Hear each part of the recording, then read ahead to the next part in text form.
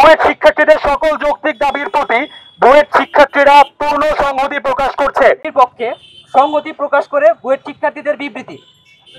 গত ফেব্রুয়ারি মাসে কুয়েট ছাত্রদলের ফর্ম বিতরণে কুয়েটের সাধারণ শিক্ষার্থীরা বাধা দিতে গেলে ছাত্রদল কর্মী এবং কুয়েট শিক্ষার্থীদের মধ্যে উত্তপ্ত অবস্থার সৃষ্টি হয়।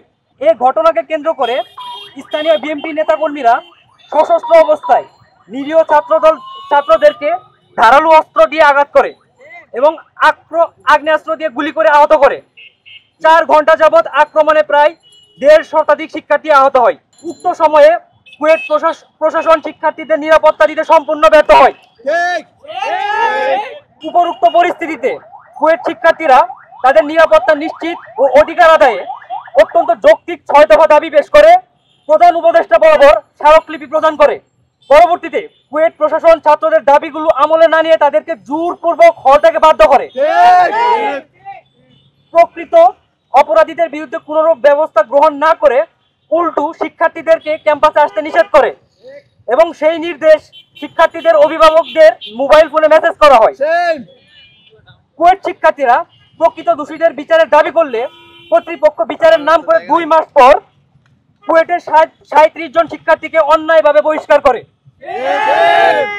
যাদের মধ্যে বেশিরভাগই ছিল নিরপরাধ, নিজেরাই ছাত্রদলের হামলার শিকার। পাশাপাশি 22 জন শিক্ষার্থীর বিরুদ্ধে হয়রানিমূলক মামলা দায়ের করা হয়। অতঃপর শিক্ষার্থীরা তাদের হল খুলে দিতে বললে সিন্ডিকেট মিটিং হল না খুলে দিয়ে বরং তাদেরকে খোলা আকাশের নিচে রাত্রি যাপনে বাধ্য করে। এহেন পরিস্থিতিতে কুয়েট শিক্ষার্থীদের উপর হওয়া সকল প্রকার অন্যায়, অমানবিক ও অন্যায্য আচরণ বন্ধে কুয়েট শিক্ষার্থীদের উপর হওয়া স্থানীয় বিএনপি কর্মীদের সন্ত্রাসী আক্রমণের ন্যায় বিচার নিশ্চিত করার লক্ষ্যে কুয়েট শিক্ষার্থীদের 1 দফা দাবি ঘোষণা করেছে স্বৈরাচারী ভিসি মাসুদের পদত্যাগ। বহুদিন ধরে দাবি আদায়ের লক্ষ্যে কুয়েটের শিক্ষার্থীরা বিভিন্ন কর্মসূচি পালন করে গেলেও কর্তৃপক্ষ কোনো দাবি মেনে নেয়নি।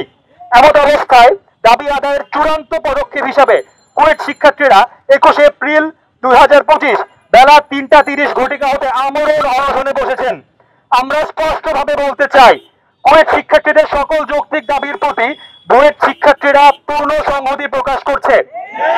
আমরা বুয়েটের সাধারণ শিক্ষার্থীদের পক্ষ থেকে জোরালোভাবে দাবি জানাই, কুয়েটের শিক্ষার্থীরা যৌক্তিক দাবি দ্রুত মেনে নিয়ে তাদের অনশন ভঙ্গের ব্যবস্থা করা হোক এবং প্রকৃত দোষীদের দ্রুত আইনের আওতায় আনা হোক।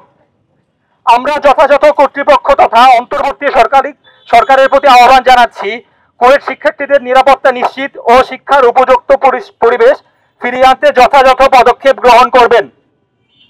আমাদের প্রেস ব্রিফিংটি এখানে শেষ হলো। ধন্যবাদ।